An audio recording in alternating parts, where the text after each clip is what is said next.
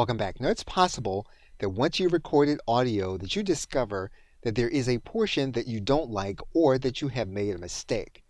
And you're going to want to then re-record in the same area where you made the mistake. And you can do that within Audacity. In order to do that, what you're going to do is you're going to find the place where your mistake is. And you can highlight that area on the track where you made the mistake or where the audio isn't quite what you want it to be. What you can then do is to go to your toolbar and you can then click the silence audio area. What you're then going to see is that that part of the audio then goes away. What you can then do is add a new track. And you're going to click Add Stereo Track. Or if it's the case where you want a mono track, you can add one.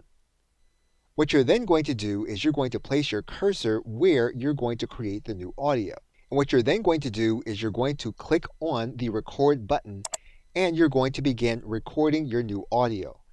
And what you'll notice then on the timeline is that you are recording audio that will fit the new area where you are then creating your content.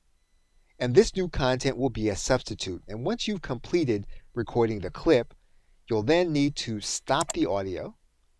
And you'll see on the second track that you're going to have the new clip. What you're then going to do is you're going to save this as a new project. Audacity will then save the new audio.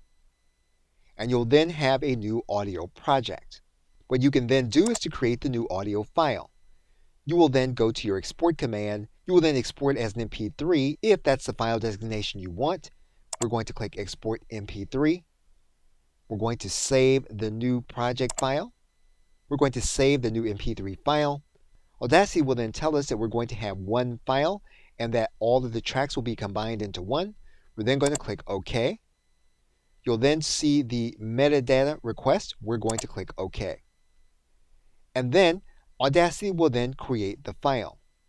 And what you've now done is you have now recorded over an area on an audio and you've added this edit to create a new project file. Okay, so with that, thanks, and I will see you in another video.